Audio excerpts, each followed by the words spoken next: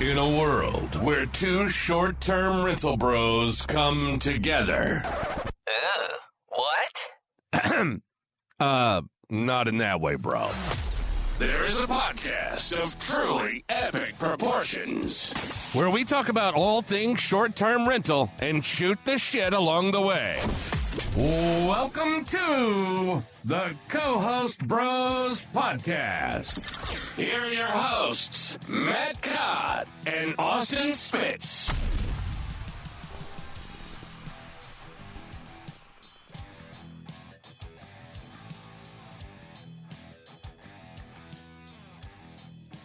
Hey everybody, welcome to another episode of the Co-Host Bros Podcast. My name is Matt Codd. I'm here with my buddy Austin Spitz. Today we have a special guest, Vivian Yip, and we're going to get to know her and learn all about her, and she's probably going to be able to drop some tips and help you out, especially with your midterm space. So what is going on, Vivian? It is a beautiful fall day in Austin, Texas. Thanks for having me here. Nice you made it today. Yeah, you're not too far from me. I'm located in like New Braunfels, so hour and a half. Well, depending, I guess, on the traffic. That's the deciding factor. There's been a lot of short-term rental meetups in Austin that I've wanted to go to, and around 5 o'clock, I start plugging in the GPS, and it's like from New Braunfels to Austin. It's over. It's not happening. So I never end up going. But people in Austin complain about traffic, but I don't think they've lived in the big cities. Like I've lived in Chicago, I've lived in Toronto. Toronto has 16 lanes of highway and they're blocked. You're in traffic for 90 minutes. Here, people are complaining about 20 minutes. Yeah. It's just Austin. Austin just keeps getting bigger and bigger and bigger. I mean, don't you think? Oh, absolutely. I've been here for 10 years and I've seen the skyline change overnight. It's been wild. That's wild. Yeah. Well, let's go ahead and jump into it for our listeners. Give us a little bit of background about how you got into the space and a little bit about what you do, if you don't mind. Yeah, I started my career in supply chain and operations. I spent like 20 years working for big companies like Growy America. They did the faucets. I worked at Tetra Pak. I worked at Globe Union. But most recently, I worked at Apple and I was there for almost 7 years. My job there was in operations, and I worked in both inventory control, inbound logistics, as well as new product launch. And I think maybe in my third year while I was there, I was like, God, is there more to life than this? Because I'm always working, leaving early, going to work, picking up the kids from daycare, bringing them home, cooking dinner, putting them to bed, and then doing the dishes, cleaning the house, in the same rat race over and over again. And then I met this guy randomly in an airport in Chicago where we were just chatting. And he's like, oh, yeah, I'm spending a month in Aruba, but I'm kind of sick of the sun and sand because I just spent another month in Bermuda. And I was like, holy shit, what do you do for a living? And he said that he owns hotels around the world. And he started very, very modestly with his wife as an owner operator for a motel. But they just grew and grew and grew. And I was like, damn, I think I'm living this life that Robert Kiyosaki says where you're trading time for money. So then I was like determined to make a change in my life. And I thought, you know what, if I don't make a change with what I'm doing today, I'm accepting my circumstances. And I used to have so much fun, like in my 20s and my 30s, before I had kids, I was traveling, doing things I loved. And then I just felt like I was in this vicious cycle of doing the same thing over and over again. So I said, you know what? I looked at my husband and I said, why don't we figure out where we want to be in 5 years, put that as our dream life, and then we'll kind of work backwards from there. So I convinced him to start flipping houses. And this is in 2018. And it was really funny. I have this good story about this because I always known that he was handy because, you know, back then he's 48. Back then they would have programs that would teach students in high school how to do electrical work. Do you remember these? I don't know how old you are. Yeah. I wish they would have took them away. Yeah, there's wood chopping classes, there'd be electrical classes, all those things. And one of the classes he took in his senior year was to build a house. So by the time he was 20, he had already built a house with his class, with his buddy. He helped his buddy build the home that he still lives in. And I always knew he was really handy. So I started asking him to do these honey-do lists around the house, like knocking out the ugly backsplash that we had and replacing it, or doing a new vanity in one of the bathrooms.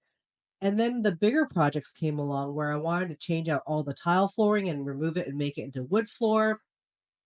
And just step by step, all these little things, I was like, okay, we can do this. Like, how hard can it be? So we met someone that kind of taught us a few things about real estate investing, like off market deals and how to make cash offers. And I was blown away. I was like, what? Cash offers aren't really cash? I mean, it is cash, but you're leveraging hard money lending, which I never understood either. So, long story short, within like 5 months of meeting the mentor and really manifesting this life that we wanted, we flipped our first house. We only made like $9,000 over a 5 month period, but we were hooked because we're breaking out of our day to day. And on the hard days, we would just fantasize about like, what would life look like if we'd never had to ask for a day off? We could own our own time and we can spend time with our kids. We can go vacation whenever we want to, right? So that's kind of how we started in real estate. But by 2019, I'd read a book have you ever read Tax Free Wealth? Yes, I have actually. Amazing My son book. has too. How old's your son? 14. He reads everything. That's so good, right? Yeah. I wish I read it sooner, because what I didn't realize flipping houses is that you're actually just actively making income and getting taxed on it, right? So like my husband was making a W-2, I was making a W-2, and then we were making all this active income on flipping houses and then getting taxed on it. So The that third book job, taught essentially. exactly. And so the book taught Yeah. me, it's like, well, to really truly build wealth is to keep it. And it's not about how much you make, it's about how much you keep. So then I was like, okay, another crazy idea. Let's make another flip in Airbnb. By this time, we had made enough money to start putting down payments on properties and actually keeping the property. So we bought a property and turned it into a short-term rental. And that's when I got into short-term rentals, was in the July of 2019. And I was hooked. I loved hospitality. I worked in a hotel when I was younger. I just really enjoyed the customer service aspect of it, helping people enjoy their vacations. And then the pandemic hit. And when the pandemic hit, I realized, oh my God, Airbnb has full control of my business because they can cancel reservations for me.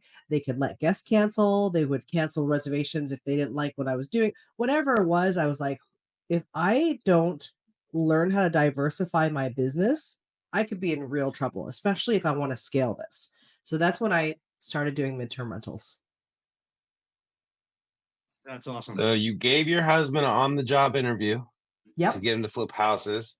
Yep. You made $9,000 on your first flip and really only probably made 3 after taxes. Yeah. Then you jumped into Airbnb and you didn't even know it was going to be a good tax incentive. And you have a spirit animal you met in the airport. Yep. Wow. That person So will never do you still? know the impact they had on my life. So you as I was going to ask, you've never spoken to this person again. Nope. It was Wow. one of those fate experiences where that, like, I have this strong belief that people come into your life, leave your life, and maybe come back in for some specific reason. I felt like that person came into my life at a very specific time, and I started believing in the universe. This is probably when my son was born, where I was Christian. I identified as Christian before, but now I just identify as someone that believes in the universe. And I truly believe that the universe dropped this person in front of me at the moment that I needed it to. That's crazy. Wow. You're a very good storyteller, by the way. I don't know if you've given your intro on a number of podcasts before, but I would say out of all the guests we've had, to me, that was the most engaging, entertaining. I don't know. It was just a well thought out, good storyteller. Oh, thank you. You're going to offend some people, Austin. So I mean, I just give credit where credit is due. But what I was going to ask is, like, so this guy that came in and you know, it was the power of the universe, brought it to you. It happened. It unfolded that way. So there's no way, you have no idea who he is. You don't know where he is, how to find him on Facebook, and you can't message him and say, hey, you changed my life. It's like, I never got a name. I should like put up one of those Craigslist ads of What was that one? I know you're talking about misconnections. Misconnections, right? Yeah, But I'm sure he wouldn't know who I am because it was literally just like a brief 15-minute chat in an international airport in Chicago airport. So who knows? I bet you we could FOIA the flight list. Probably Freedom of Information Act the flight list, and then we can just search all the names on social media and find them. It's okay. All right, you guys get on it. Flight 332. I'm just kidding. Yeah, I believe that if it's meant to be, he will enter my life once again. Maybe one day I'll buy a hotel and we'll run in the same circles as hotel entrepreneurs, and I'll be like, "Oh my God, you're the one." Wow, your mind would blow. I would be nuts. Cool. But, oh my God. Wow. So, like for your business today, you mentioned midterm rentals, you've mentioned hotels, you've mentioned Airbnbs. Is everything kind of just diversified, or are you kind of honed in on one specific niche of real estate, or like what does your business look like today? Wow, that's a big question. So I have 7 midterm rentals now, and basically, when the pandemic hit, a couple things happened. The pandemic hit. My short-term rental was live and well, and then it went to a screeching halt when Airbnb started making cancellations on people, and I took my listing off. And funny enough, I ended up getting a reservation for 3 months, and then I got a reservation for 7 months. And with each of those reservations, I was more than 2xing long-term rents, and I was like, "Holy shit! This is the secret to cash flowing in a non-cash flowing market like Austin." So while this was happening, while I was hosting the second guest, my hair started rapidly falling out from stress. Like I was going through tremendous amounts of stress. And I'm the kind of person that thrives on stress. Like I love stressful environments because like what do they say? When like you just hit the ground running when things are crazy, and I'm that kind of person. But my level of stress got so bad that there were days where I didn't know if I was going to wake up the next day. I would have the heart palpitations, my hair was falling out, I was feeling like crap. And by the sheer discovery of midterm rentals, I was like, if I know that this property can function in the way that it does today, why don't I sell that and buy more doors? And if I can do that, then I can leave my job at Apple and get to that time freedom that I want. That way I can heal. I can like midterm rentals, the amount of work involved was so much less. It gives me the money that I need, and it also gives me the time I need to heal. So it was like the perfect strategy that fit my life because I was trying to get out of this job. I was trying to get into full-time real estate investing entirely. And well, I couldn't afford a hotel. I've always wanted to own one, but I could afford houses. So I didn't want to be the kind of person that will just wait until I have enough money to do something. I used whatever money I had to purchase whatever I could at the time. Instead of seeing those as money as an obstacle, I just said, why don't I just take little bites at a time, and then I'll eventually get to where I need to go. So now my strategy is with my 7 doors, hopefully when my DSCR loans are they finish their seasoning prepayment penalty. It's like January 2026. I'm hoping that I could maybe 1031 that into something. Maybe I will buy a hotel. I don't know yet. Do you manage properties as well? That's a good question. I do manage properties. I have 25 midterm rentals here in Austin. So our property management company is Hestia 360. We're one of the very few companies that focus exclusively on the midterm rental model. And then on top of that, you may have heard Hestia. Hestia is the brand that I've created to help bridge the gap between your standard Airbnb home and what corporate housing wants. So you've probably stayed at Airbnbs before, right? Mm-hmm. Standard of cleanliness is always different. The standard of amenities is always different. You might show up to a property that might have like 3 spoons and 4 dishes, or you might show up at a property that's fully stocked. The idea behind Hestia, which is the brand that represents, like Hestia 360 is a property management company, but Hestia is the brand, and she's the Greek goddess of hospitality, hearth, and home. The idea is, can we go and find all the best homes with the best operators, help them get to a brand standard, bring them into one brand, and then we take that brand and market it to the businesses that use temporary housing.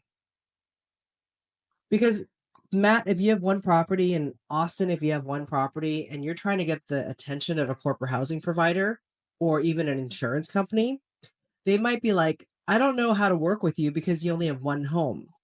But with my brand model, it's trying to get everybody under one umbrella in terms of standards, and then telling them, hey, I've got 250 properties for you to choose from. And if I don't have what you need, I can also certify those properties. I can work with those owners to get them up to brand standards so that when you bring your client in, we can make sure that they're having a great experience. Because that's a huge problem. It's quality control in the Airbnb space. So I've got huge vision. So do you run them as like short-term rentals as well? Like, is it like a focus primarily on midterm rentals, and then like say there's like a 2 or 3 week gap or something between the next midterm rental? Are you running them as Airbnbs also to maximize the occupancy? Yeah, we're running them as Airbnb. So like my core inventory with Hestia 360, all of them are on Airbnb, because at the end of the day, like if you can't beat them, you got to join them, right? But Airbnb, like being able to straddle Airbnb and take direct bookings has been a game changer for us. And we do focus on midterm rentals first, and then we stuff the gaps with short-term rentals. That makes sense. Okay, that's kind of how I was figuring you were doing it, and yeah. There must be a lot of strategy to that. So the way, and I've seen you ask for a lot of people, a lot of houses, in a lot of different places. So I kind of feel like you're creating the brand and you're creating the network as well, right? So where you have that kind of clout with, government contract, this and that, and like, oh yeah, well I can hook you up in this town because I have this many houses or whatnot. So, what's pushed you to decide to make that network, that you needed more connections to get more people to stay midterm, or you just figured that the more the merrier, the easier it is? Like what was it that pushed you in that direction to create that network? I think it started with people learning that I had the 6 midterm rentals. It was 6 before, it's 7 now, but people learned that I was hosting these monthly stays. Realtors would call me, people from out of town would call me and say, hey, do you have something, in South Austin or New Braunfels or whatever it is? And I was like, well, I know somebody that has it, but I don't have it. But so I was always making these connections, but not having any way to monetize it. At the same time, I wanted to make sure that the people that I'm referring business to, I trust the property that they're going to be staying at. So as professionals, like I'm a realtor as well. I'm not just going to refer business to any realtor. I want to make sure that if I'm referring business to a realtor, that is someone that I like, know, and trust, that has closed deals and is a good person. And I take that philosophy with me wherever I go. And so that's when I thought I need to build a network of trusted providers where not only are they great hosts, but their properties are fantastic. They have the right amenities and they can prove it with an inspection.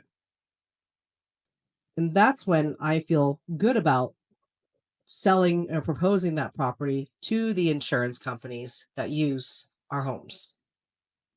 So is it mostly for like the midterm rental thing? Is it most of your midterm rental clientele? Because I've heard of, obviously military housing, travel nurses. So for you, do you do all that as well? Or are you kind of niched into like mostly for the most part rehoming people through insurance companies, or is it all of the above? I'm niched into the asset, and the asset is a single family home space. Because there's so many apartment brands there. But there's not enough, there hasn't been, from what I can see, a way to really brand single family homes. Yeah, so we're niched into the house, like to single family homes. As a company, as a brand, we haven't really pursued the government contracts yet, just because That's a little bit harder. I think those work better in assets where the units are concentrated together, like apartments. Because if they're doing a project in Kalamazoo, Michigan, I'm not going to be able to get a bunch of Hestia homes available in that one section or that one town. It would be much easier to do it in a building.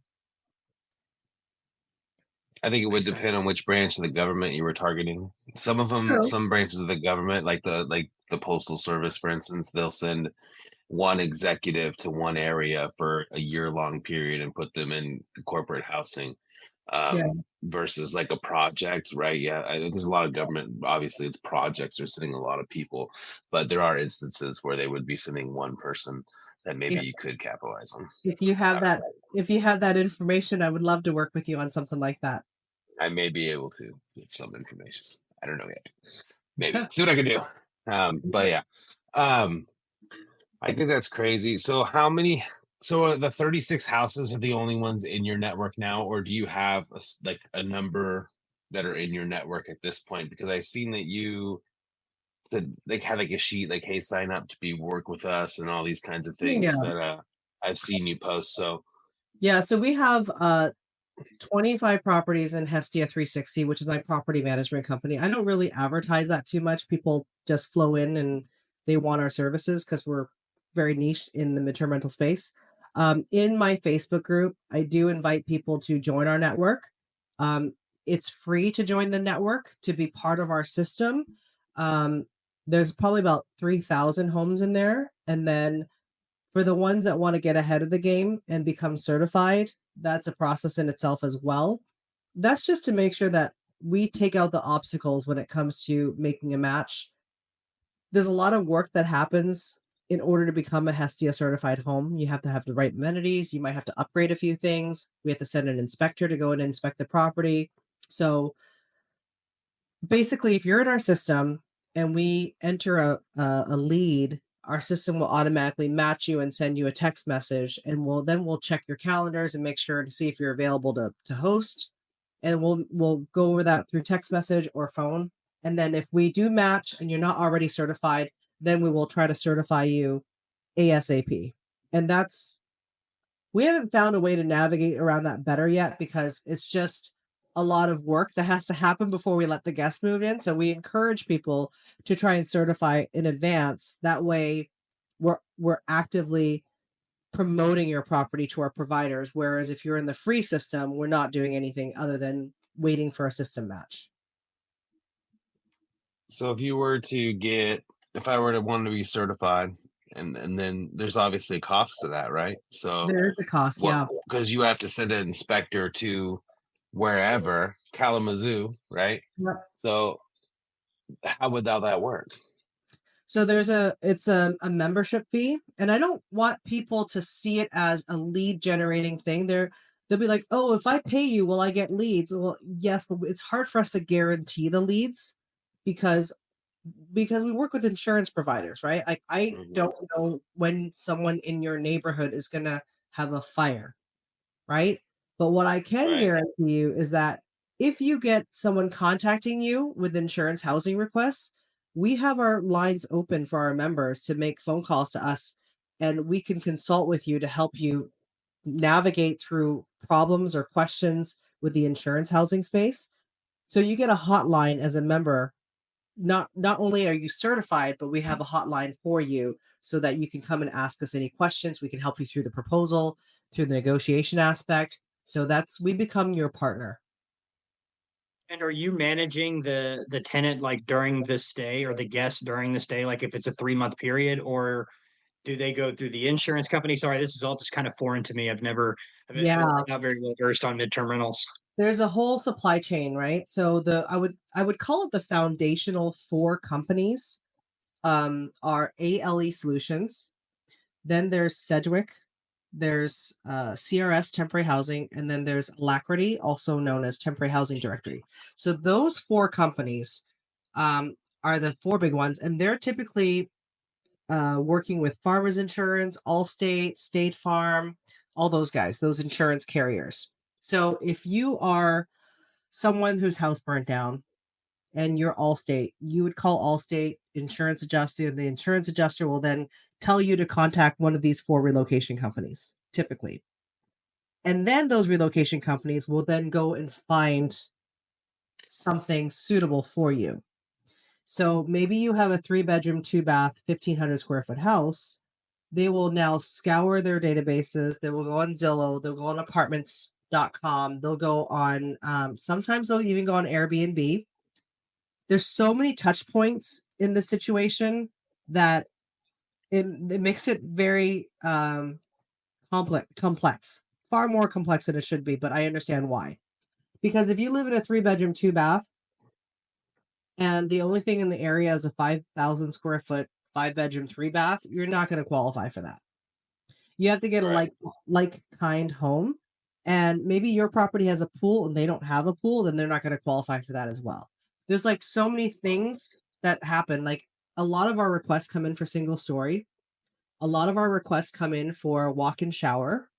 So you have to have that perfect property at the perfect time that meets the perfect budget. So there's a lot of things that have to happen in order for that match to occur. And then you ask if we sign the lease. We don't sign the lease. We bridge the lease. So it's almost like the owner of the Hestia property, the Hestia certified home, the owner of that property will still sign the lease with the guest, but we guarantee the payment since the insurance companies are paying us first. Just basically the opposite of a relocation company, or like I've had a traveling nurse, and the company paid their company, then they paid me, kind of like backward.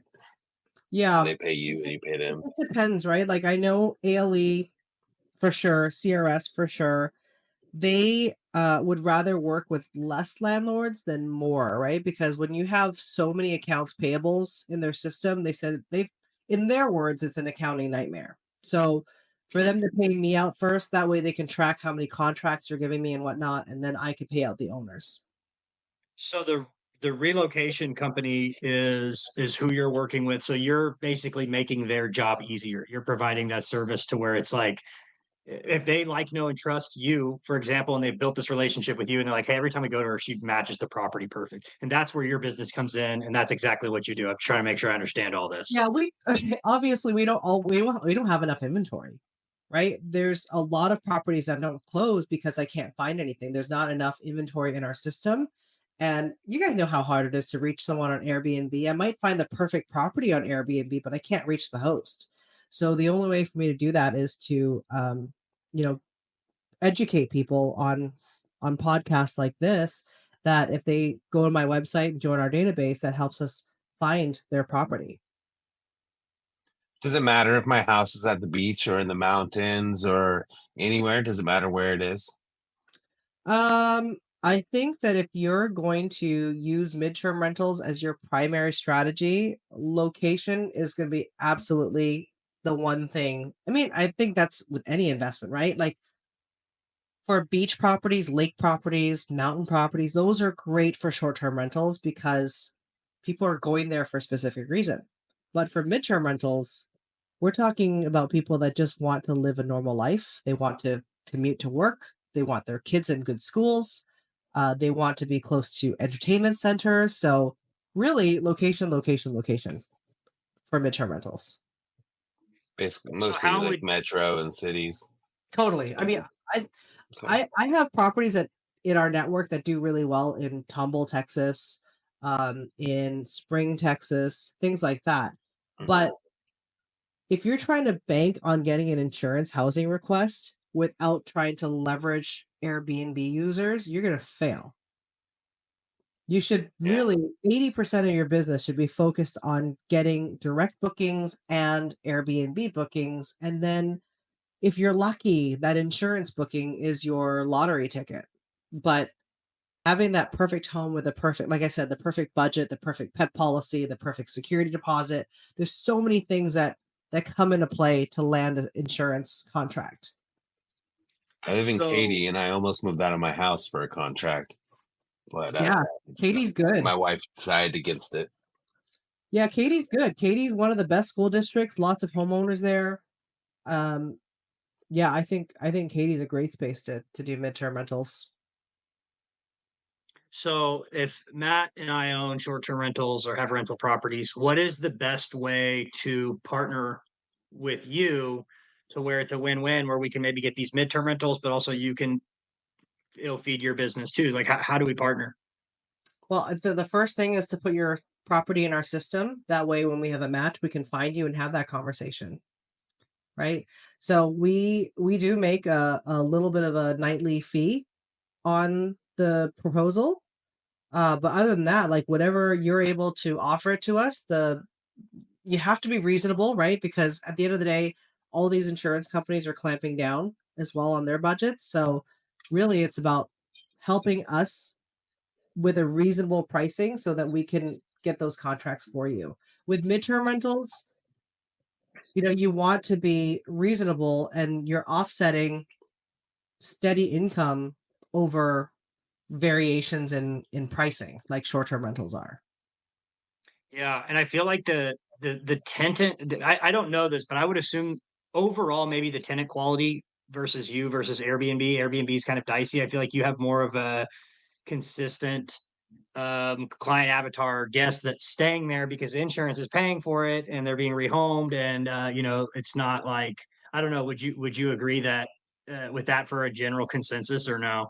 Like Yeah, I've been really lucky. I have automated my system so well, and this is what I teach in my master class is that getting these clients and getting good guests shouldn't be hard, right? I think one of the best things that I've done for my business is apply screening to all of my guests on Airbnb, direct bookings, VRBO.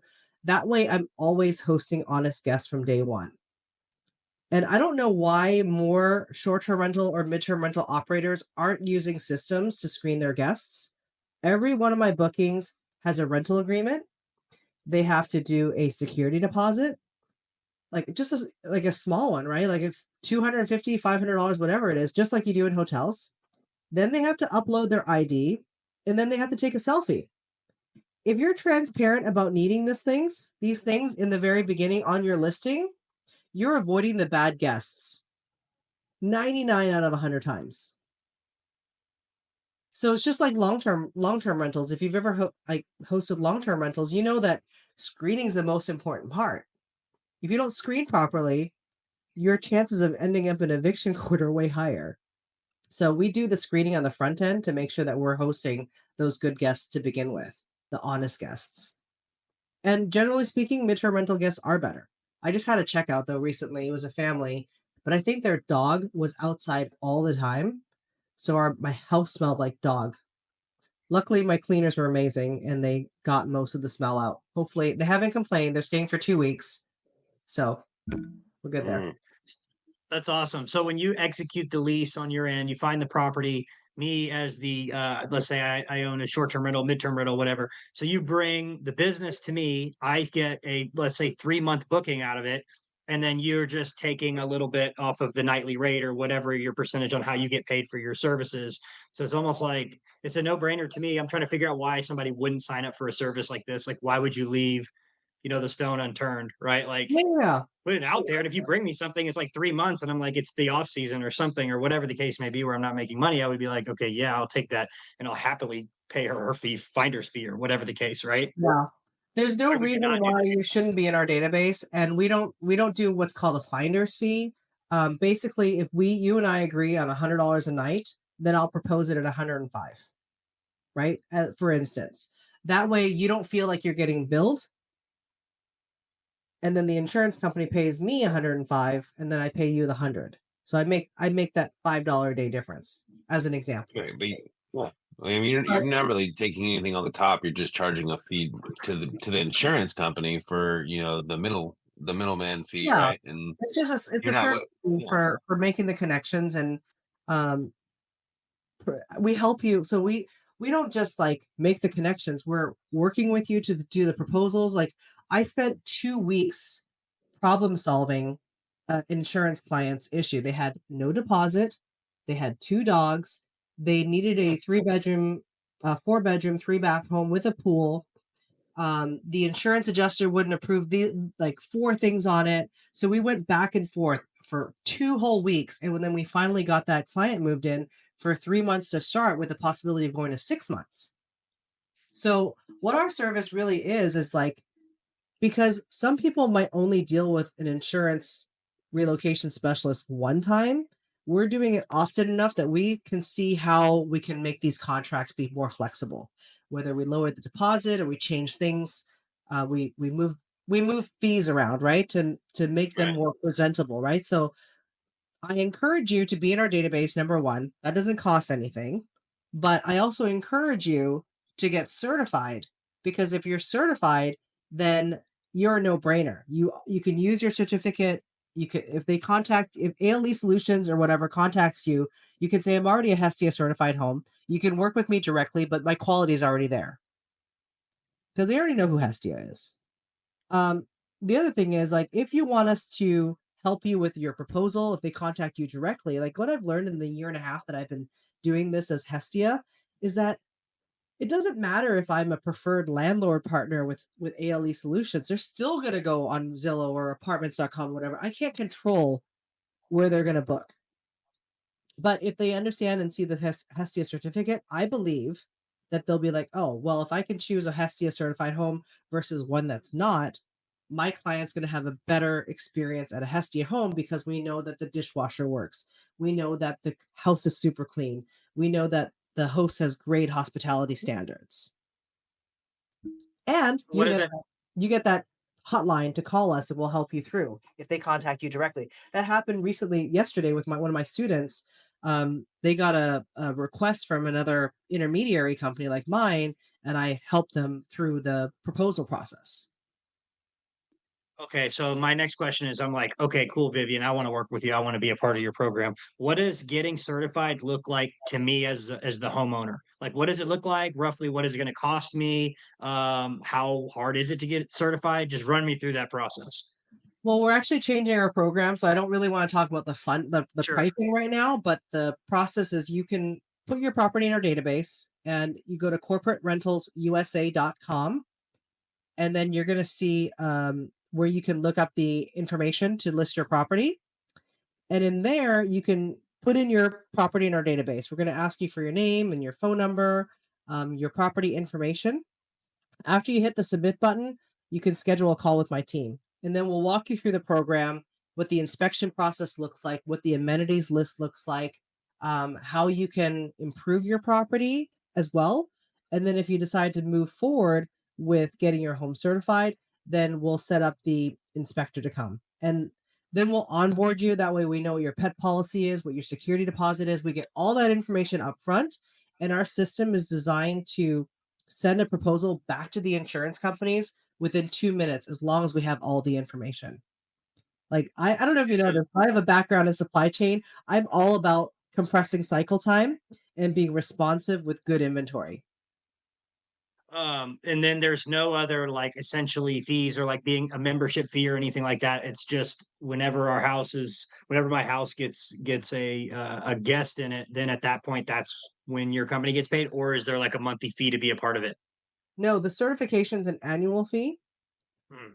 So that's like a membership fee. So you get certified, you get our services, you get our training. And then on top of that, that's the paid side. And then the free side, you can just wait and do nothing. But I'll let you know the amount of time that we've had someone wait and do nothing. It's like a fire drill trying to get that property up to par. Because Yeah. there's going to be upgrades that need it. You're going to need deep cleaning. You're going to need, oh my God, the inspection, which is a half a day inspection. They'll go through every nook and cranny in your home, look at your sheets, look at your beds, run a finger across your fans to make sure they're clean. We're literally taking the best practices from corporate housing and moving them into the Airbnb space. But there's a really, really good reason why we do this. Imagine if your house burns down, right? Imagine if your house burns down. You're suddenly displaced. You've got your 3 kids, your 2 dogs, your wife, and you're trying to figure out where you're going to live. and you just go up on random Airbnb and you find something and you just move in. Suddenly you realize the washer doesn't work. It's super dirty. The pet is full. The backyard is full of poop. Um, Nothing works. It's not like the pictures are from 10 years ago. It doesn't represent what it's supposed to be. And you've already paid for a month up front on Airbnb. That sucks. Our quality assurance is to make sure that we know that when you submit your property in our database, that we're gonna have you prove it. We're gonna send someone there to make sure it is what you say it is. We can read reviews all day, but the reviews aren't gonna have someone pull the couch away from the wall to see how dirty it is. We want our places immaculately clean and everything functioning. We test the dishwasher, the garbage disposal, the washer and dryer, the hot water, water pressure, toilets, everything. You have a 1,000-point checklist. It's 200 something, but yeah. 200. Oh, that's a little short. You'll add more. Yeah, I will. So with your, let's just say your inspectors, so are you using like your certified? Hey guys and gals, I just want to let you know that we're going to be doing a live January 29th at 4 p.m. Central with how to find your next deal using STRIQ. If you don't know what STRIQ is, it's like the Zillow of finding properties based on cash and on cash return. We have an episode coming out, or it may have already came out with Matt Sanderson, the co-founder. It is really an awesome product. So if you want to see that, just come and check out our Facebook event. We'll also go live on YouTube. If you can't find it, just feel free to DM me. I'll give you the link. Also, want to let you know if you do want to use STRIQ, we do have a code for 20% off. It's Co-host Bros 20. So if you use the code Co-host Bros 20, you will get 20% off your subscription. So anyway, I hope to see you guys at the live. I want to make sure that you're there because we're going to be giving away some stuff, dropping a bunch of knowledge, and maybe we'll pick you with your question. Who knows? So we hope to see you there, and thanks so much. People to go inspect, or you have people in your team and then you just send them wherever you need to send them to go? We have a partnership with national inspectors, and they already inspect. Yeah, they already inspect for corporate housing. And I get the feedback time and time again that Hestia homes are so good. They're like better than a lot of the corporate housing companies. And that makes me really proud. Like I feel really good about sending someone into a Hestia home because I know that I can trust it. I want to go to one now. Like I mean, you've been selling me this whole time. I think it's. I mean, really, I think it's amazing. I think it's amazing when somebody's going to bring standards to, the industry and things like that. And I feel like a lot of the things that you touched on, especially with like the screening and I know you use some kind of I think some kind of program or something for that. You were posting about it the other day, and I had asked you a question about it. And that kind of stuff. I feel like that stuff's going to end up being standard at some point anyway, or some kind of requirement at some point, with the screening to cover losses. I'll just clarify. The screening is my property management system for my core inventory. Okay. Right. So for the other homes that I don't manage, it'll be slightly different depending on how I work with the host. But I encourage everyone, no matter short-term rental or midterm rental, install a system attached to your Airbnb that will give you so many less headaches because you're avoiding problems to begin with. So is there like one question is that so if say I'm in your system and you call me and you're like, oh, we need to get this house. I'm like, okay, $100 a day, whatever. My understanding is that your guys' expertise, you might say, hey, actually, I think we can do $250 a day instead or whatnot, things like that. Because I'm sure you get people that are lowball, like they think that it's not, oh yeah, well, market rate is 1,800, so 2,200 is good, and you're like, no, this is an insurance thing. We could probably do about 55, 100 is probably a better idea. And I don't think people understand that the value in bringing you guys in and signing up on your list and whatnot, because if you do get a hit, you're going to be giving them some kind of guidance for sure. I would say more often than not, I have these outrageous hosts that are asking for like 6 times rent, right? That's not going to fly. What's really pissing people off, what's really pissing the relocation companies off is that they hear about these insurance contracts, and then suddenly whatever they advertise on Zillow at $3,000 a month is now $6,000 a month. I'm sorry, but if you've published what you've published, that's what we're sticking to. Yeah. Right? I'm not going to go out there and like try to rip off the insurance company simply because it's an insurance policy, but I will give you guidance on how to structure things. And I will give you guidance if you're off your rocker with what you're trying to get. Yeah, I think they see these big bookings sometimes and people are like, oh. But I mean, there's a formula to it, right? My understanding is there's some kind of formula, certain percentage of what their house is worth and whatnot, of what they're going to be paying every month or what they're willing to pay up to, an insurance formula. There's multiple formulas because you might know what that client coverage is. You might know that they might have $60,000 in coverage, for instance, but you don't know how much they've used already by the time they get to you. Yeah. They might have been staying at a hotel for 3 weeks already, but even if they are, how many hotel rooms did they take? Did they spend money putting up their dogs and boarding? Did they have to spend money on laundry? Did they spend money on restaurants? There's all these different things that come into play, and you just have to be sensitive to the fact that not that money doesn't belong to you. That money is divided in certain ways, and there's a right way and a wrong way to approach it. So how do you know how to? Yeah. So how do you know how to price your unit as a midterm rental? How do you know like if you're competitive, but also like you're still optimizing the most amount of money that you could possibly make? Because at the end of the day, we are running a business here, so we want to find that happy medium to where we can provide the housing, but also maximize the amount of money we're making, right? Yeah. So in my Secrets to Cash Flow course, I talk about how you can price all your properties and really understand your costs, and then understand what seasons impact you. So, for instance, in Austin, you don't want to have the same price in January as you would in March or October, because in March we get a lot of spring break activity. And then in October, we get a lot of activity from F1 as well as ACL Fest, right? So you gotta take I use dynamic pricing in midterm rentals. I know some people are like, oh, you don't need dynamic pricing in midterm rentals. Hell yeah, you should. Because if that midterm rental guest that's in insurance, if they're already staying at a hotel before they come to you, I will bet you that hotel is charging a premium in March and in October. Why wouldn't you? So I do stay on top and keep track of what prices and what's happening in my market so that I'm pricing things appropriately. Yeah, I did that with my house too. So when I was just listed to, get midterm rentals, if I were to get some, slower season, I was charging a cheaper rate at the month. Than a higher season, I was charging more of a rate to where it was, more favorable. If they did come higher season, then it was like, okay, I'm not really taking a loss.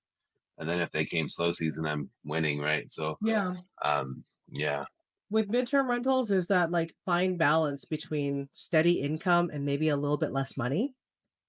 Right? I love my long leases. Like I have someone that could have been paying maybe an extra $300 more if I had just let the lease end. But the fact that is he's working at Tesla. He's going to stay with us until the end of February.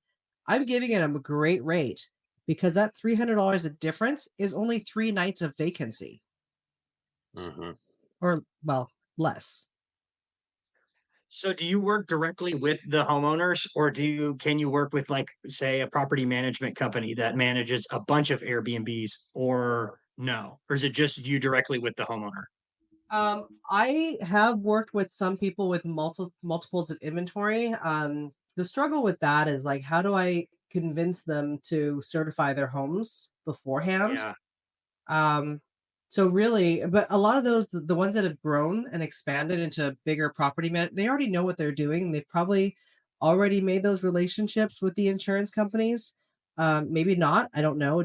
Everybody's different. I've met people from all different spectrums, right? But I really, truly am able to help those with one property all the way up to like 10 properties. So I have a client that has like probably 12 properties. And even with her 12 properties, we were able to get her an insurance booking through us, through our network. And that wasn't even from one of the big four. That was from another intermediary. So if I were to have my property on Airbnb and VRBO and I wanted to do midterm rentals too at the same time, like, is there a special kind of pricing strategy that I should have, or stay length, or because I do see people that say like, oh, well, I price mine for 28 days or more, they'll have that setting on or things like that. But is there something that I could do if that's what I was trying to do where my house was? Yeah, I think the most important strategy in midterm rentals is calendar control. Before pricing, calendar control is going to be the most important thing. My average lead time in midterm rentals is 3 days or less. So if you think about like if someone were relocating, maybe they're moving from Atlanta to Austin, their lead time is typically 2 weeks or less because they're moving for a job. And if you think about how jobs work, you usually get a job offer and then you're expected to be at the new desk in 2 weeks, right? So someone that's in the midterm rental space expecting that they'll have reservations 2 months in advance, you're crazy. That's not what the avatar does. The second thing is that if you don't control your future bookings, you're going to knock yourself out of the competition. So today is what, December 18th? If you already have a reservation for January the 4th, for instance, and someone needs housing for 4 months because they have water damage, your property is never going to come up because you've already delisted yourself from that opportunity.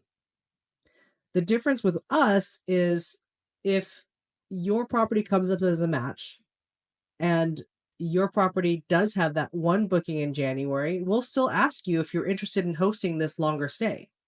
And you might say, yeah, I'll try and make arrangements. I have another property I can move this guest to.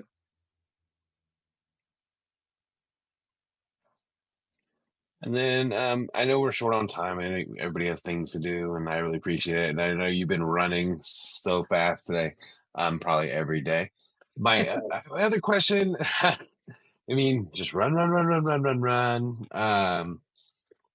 So my other question too is I kind of want to, at least in my experience when I was collecting a midterm rental, is like speed mattered, like how fast I can respond to this company and things like that. Like speed mattered to be able to get this because I'm not the only person they're asking.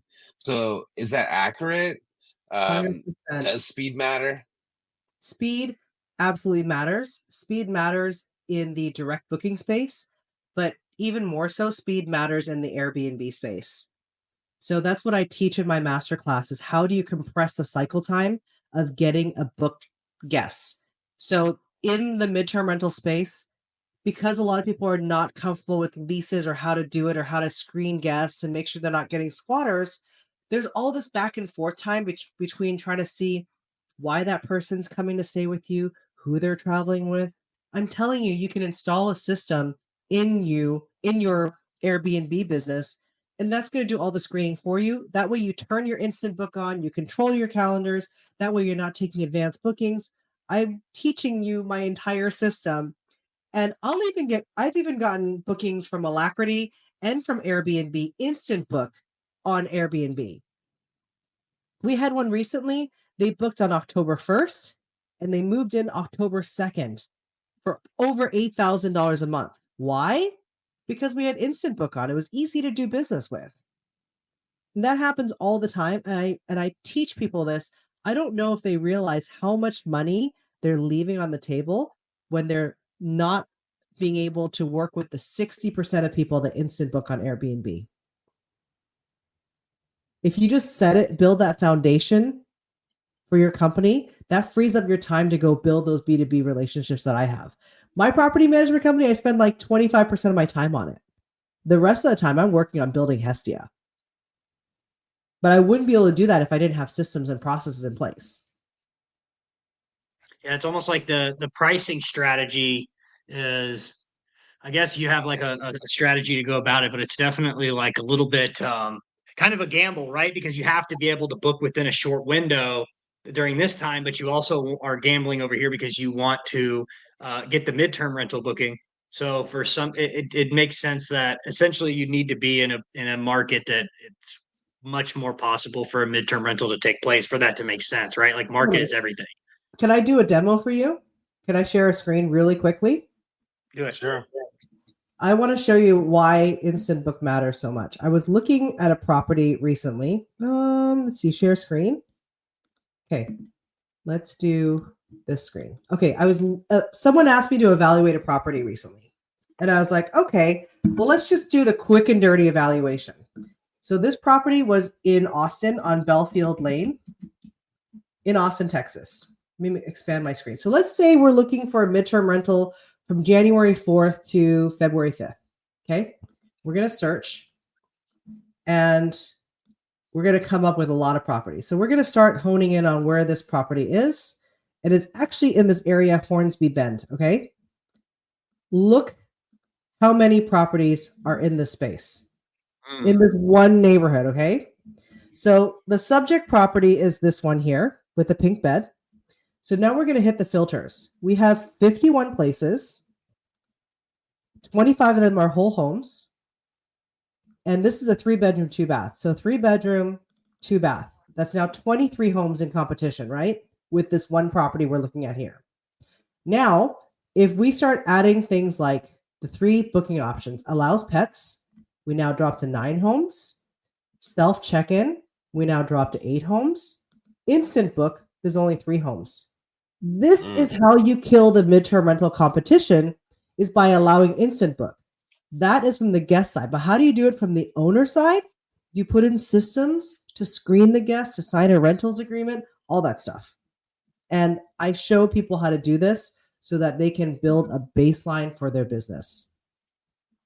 That makes sense. It's very interesting. Yeah, it's very interesting. I would think that instant book would blow the lid off of the thing. It would ruin it because then you could get people that are farther out that they'll automatically instant book that you never approved it. And now it blew that midterm rental window that you had. So the fact that you have a strategy to keep the instant book on, right? Is what you're saying.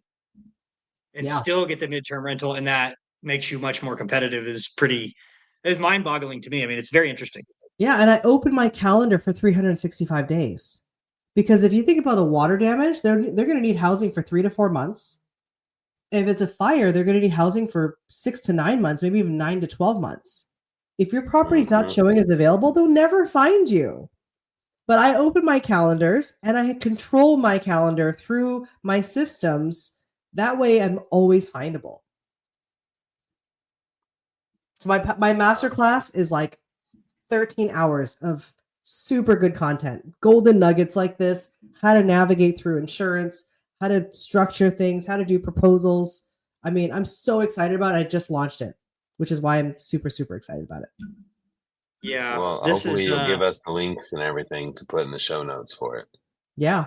Yeah, we haven't had anyone on. We haven't had anyone on specifically talking about this kind of stuff. And selfishly, I really enjoy this podcast because I get to pick your brain for an hour on something like it was so foreign to me. And I feel like it's a podcast, but I selfishly learned so much today and got to ask the questions wanted to ask. So I appreciate you coming on and sharing that. That was awesome. Well, thank you so much for having me here.